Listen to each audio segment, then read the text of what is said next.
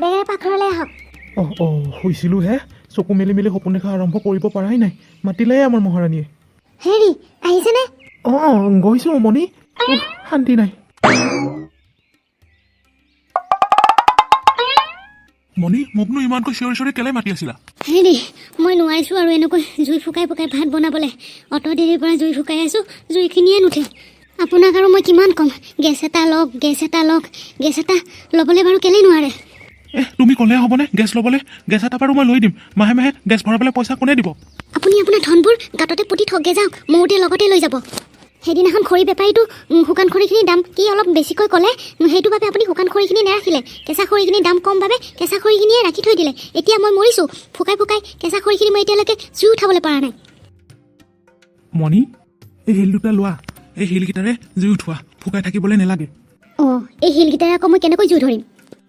তুমিও যে কথা কোৱা, আদিম যুগৰ মানুহবিলাকেনো কি কৰিছিল? তেতিয়াতো মেচ খাটি এইবিলাক লাইটাৰ এইবিলাকতো একোৱেই নাছিলে। সিহঁতে এই শিলেৰেহে জুই ধৰিছিল। শিলকেইটা খহিয়ে থকা জুই উঠি যাব। আপোনাৰ নিচিনা চিপিৰা মানুহ মই জীৱনত ক'তোৱে দেখা নাছিলোঁ। এই শিল খহাই খহাই মই জুই ধৰিবলৈ নোৱাৰোঁ। নিজে নিজে জুই ধৰি ভাত বনাই কৰি খাই থাকক। মোক চিপিৰা বুলি ক'বাহে, পইচা অৰ্জন কৰাটোহে জানে, কিমান কষ্ট কৰি পইচা অৰ্জন কৰিব লাগে। মাছ ল'ব, মাছ। ককাই, মাছ লয় নেকি? কিনো মাছ আনিছ পিছে? দে খৰাহীটো তললৈ নমাই দে, তেতিয়াহে দেখিম কি মাছ আনিছ। ৰৌ, মিৰ্গা, চিতল, বৰালি, আপোনাক কি মাছ লাগিব ককাই? এইটো ভাল লাগিছে। এইটো মাছৰ দাম কিমান মান হ'ব? এইটো চবতকে ডাঙৰ ককাই, এইটো 200 টকা। ঠিক আছে, মই ঘৰৰ মানুহজনীক সুধি আহোঁগৈ। মাছটো ৰাখিম নে নাৰাখিম, তই ইয়াতে ৰখি থাক দেই। ঠিক আছে ককাই, যাওক। বাইদেউ সুধি সোনকালে মোক খবৰটো দিব, মই ইয়াতে ৰখি আছোঁ। হেৰা মণি, যি হওক প্ৰথম ৰাস্তাতে মোৰ ডাঙৰ মাছটোৱে গ'ল। মাছটো চাই ভাত সাজ পেট ভৰাই খাব লাগিব। মাছটো বৰ সোৱাদৰ। মাছটো চাই যে কি তৃপ্তিৰে ভাত সাজ খাবলৈ পাইছো।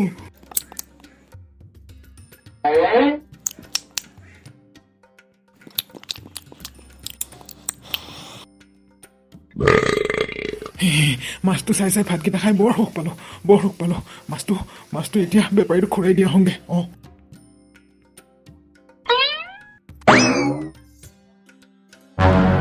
মানুহটো ইমান দেৰি কৰিছে।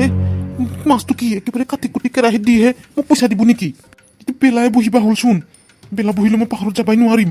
মানুহজনী ৰখিয়ে থাকিব মোৰ কাৰণে। ধেত্তৰি, ইমান ৰখোতে মোৰচোন এতিয়া ৰাতিয়ে হৈ যাব এতে। ভাইটি, মাছটো নেলাগে দিয়া। মানুহজনীয়ে আৰু মাছটো ৰাখিব নেলাগে বুলি কৈছে। মানুহজনীয়ে ঘৰতে খাহী মাংস বনাইছে। ঘৰতে খাহী মাংস আৰু মাছনো কেলে নহয় জানো? মোক গোটেই দিনটো বৰবাদ কৰি দিলি তই। ভাইটি, খং কৰিছ নেকি? তই আকৌ খং নকৰিবি, বেলেগ এদিন ৰাখিম দে হয়। ধেত্তৰি, কাকাই, এইখন গাঁৱত আৰু কাম নহ'ব লাগি মাছ বেচিব নাহোঁ।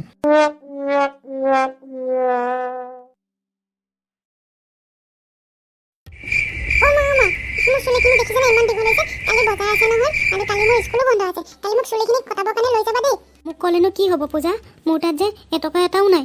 তই দেউতা আহিলে দেউতাক কবিচোন চুলিখিনি কটাৰ কথা। তোৰ বাপেৰেটো যে কি চিপিৰা, নিজৰ চুলিখিনি সদায় নাপিতৰ তাত কাটিব লাগে কাৰণে চুলিখিনিয়ে নোহোৱা কৰি ল'লে।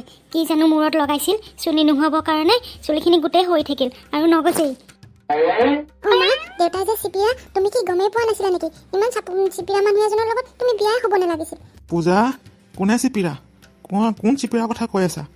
নাই দেউতা, মই সেই আমাৰ স্কুলৰ মাষ্টাৰ এজনৰ কথা কৈ আছিলোঁ। কি কেলে?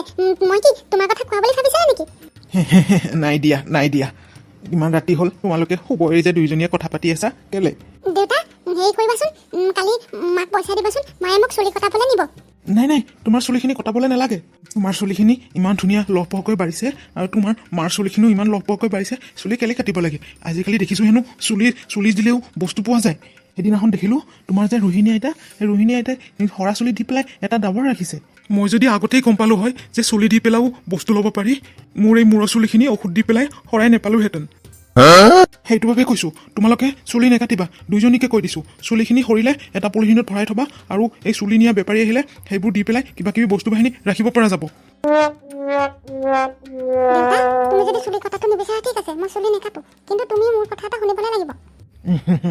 কি কথা পূজা? কোৱাচোন কোৱা। কালি বজাৰ আছে নহয়, তুমি বজাৰৰ পৰা মোক দুটা পেণ্টি আনি দিবা। কিয়? তোমাৰ পেণ্টি নাই নেকি? আপুনি যে কথা কয়, আজি 2 বছৰমান আগত বহাগ বিহুত যে দুটা পেণ্টি আনি দিছিলোঁ সেইকেইটাচোন ছিঙিয়ে গৈছে তেনেকৈয়ে তাই পিন্ধি থাকে য'ত য'ত ছিঙিছে বেজি সূতাৰে চিলাই দিলেই হয় আকৌ নতুনকৈনো কেলৈ আনিব লাগে আজি কিমান বছৰৰ পৰা মই পেণ্টিৰ নামত সুধা ইলাষ্টিকডালহে পিন্ধি আছোঁ মই তেনেকৈ চলি ফুৰা নাই জানো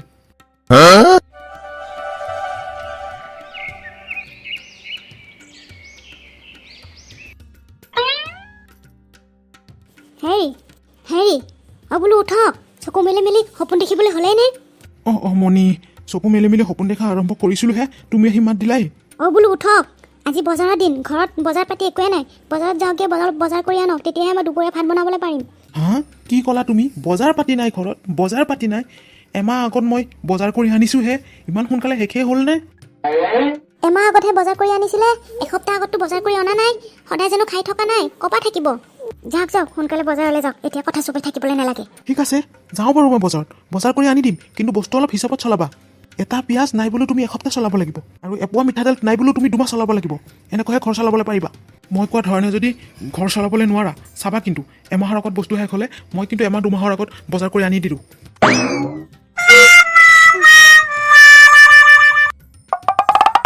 দেউতা অহাকাইলৈ মোৰ পৰীক্ষাৰ ফিজ দিবা 2-3টা পৰীক্ষাৰ ফিজটো তুমি দিয়াই নাই গোটেইকেইটা পৰীক্ষাৰ ফিজৰ পইচা একেলগে দিবা নহ'লে হেড ছাৰে মোক গালি দিছে কোন হেডমাষ্টাৰ এইটো কোন হেডমাষ্টাৰ পৰীক্ষা ফিজ নিদিলোঁ বুলি গালি দিব লাগেনে তোমাক গালি দিয়াই নহয় আৰু কৈছে এইবাৰ যদি মই পৰীক্ষা ফিজ নিদিওঁ নহ'লে মোক পৰীক্ষা দিবই নিদিব মোক হেনো স্কুলৰ পৰা উলিয়াই পঠিয়াব হেৰি 2-3টা বছৰ তো পৰীক্ষা ফিজ নিদিয়াকৈ গ'ল এইটো বছৰ যেনেকৈ নহওক গোটেইকেইটা পৰীক্ষাৰ ফিজ একেলগে দিব আজিলৈকেতো সৰস্বতী পূজাৰ ফিজ দি পোৱাই নাই পূজাই নিজৰ স্কুলত সৰস্বতী পূজা খাব লাগে নে লোকৰ স্কুলত লৈ যাবলৈ লাগে আপুনি সৰস্বতী পূজাৰ ফিজ দিয়া ভয়ত ছোৱালীজনীক আপুনি লোকৰ স্কুলতহে সৰস্বতী পূজা খুৱাবলৈ নিয়ে এনেকুৱানো বাপেক থাকেনে হয় এই হ'ব দিয়া মনে মনে থাকা সিহঁতক সৰস্বতী পূজাৰ চান্দাও দিম আৰু ঘৰৰ পৰা এটা চাউলো দিম এইটো কিবা কথা হ'ল নেকি সেইটো বাবে বিনামূলীয়াকৈ লোকৰ স্কুলত সৰস্বতী পূজা খাই অহাই ভাল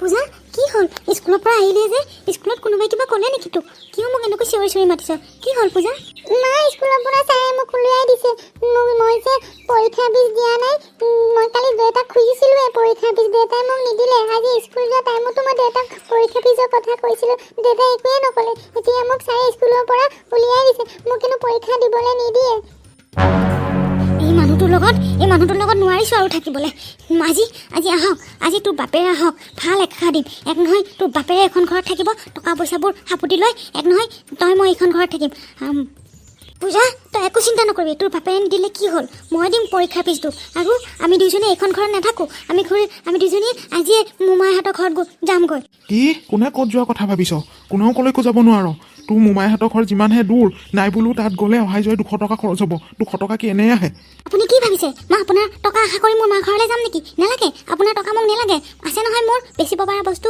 ঘৰৰ পৰা দিয়া সোণৰ ফুলি খাৰু চেন সকলো বিকি দিম বিকি পেলাই মই মা ঘৰত গুচি যাম আৰু পূজাৰ সকলোবোৰ পৰীক্ষা ফিজ মই দিম আপোনাৰ এই চিপিএনিৰ কাৰণে আজি মোৰ ছোৱালীক মাষ্টৰে স্কুলৰ পৰা উলিয়াই দিছে নালাগে আৰু বহুত সহ্য কৰিলোঁ মই এইখন ঘৰতে নাথাকোঁ থাকক আপুনি আপোনাৰ টকা সম্পত্তি সকলোবোৰ বুকত বান্ধি এইখন ঘৰতে থাকক আমি পূজা আৰু মই এতিয়া মাৰ ঘৰলৈ গুচি যামগৈ যায় তোৰ বেগটো তোৰ কাপোৰখিনি ভৰাই লগৈ আমি আৰু 1 মিনিট সময়ো এইখনখনত নাথাকোঁ কাৰণ এই মানুহজনে নিজৰ ছোৱালীক নিজৰ ঘৈণীয়েকক চিনি নাপায় টকা চিনি পায় এই টকা সম্পত্তিবোৰক লৈয়ে এখেতে এইখন ঘৰত থাকক মণি মোৰ ভুল হৈছিল নামাতিব আপুনি মোক মনিচনী বুলি পূজা নালাগে তহঁতে ক'লৈকো যাব নালাগে তোৰ মায়ে কচোন মই সকলোবোৰ তোৰ পৰীক্ষা ফিজ দি দিম আজিৰ পৰা সকলো টকা পইচা মই তোৰ মাৰ হাততে জমা দিম তেখেতে ঘৰখন যেনেকৈ চলাব তহঁতে মোক এনে নেযাবিও আই পূজা বাপেৰে সুধ বাপেৰে টকা পইচা লাগে নে জীয়েক আৰু পত্নী লাগে মোক তহঁত দুইজনীকো লাগে আৰু টকা পইচাও লাগে টকা পইচা নহ'লে মই ঘৰখন কেনেকৈ চলাম হয় কিন্তু মণি মই সকলোবোৰ টকা পইচা তোমাৰ হাতত জমা দিম যেনেকৈ ঘৰখন চলাব পৰা তুমিয়ে চলাবা কিন্তু মোক এৰি থৈ এনেকৈ নেযাবা মই বহুত নিঠুৰুৱা হৈ যাম মা দেউতাই ইমানকৈ কৈছে দেউতাই চাগে সঁচাকৈ নিজৰ চিপিএনিৰ কাৰণে বহুত লাজ পাইছে তুমি দেউতাক মাফ কৰি দিয়া আছে আমি দুইজনীয়ে বাৰু আপোনাৰ লগতে থাকিম কিন্তু এই চিপিএনি আপুনি আমাৰ লগত কেতিয়াও নকৰিব আৰু আমাৰ লগত বুলি নহয় কোনো মানুহৰ লগতে আপুনি এই ইমান চিপিএনি নকৰিব মানুহ ইমান চিপচ হ'ব নেপায়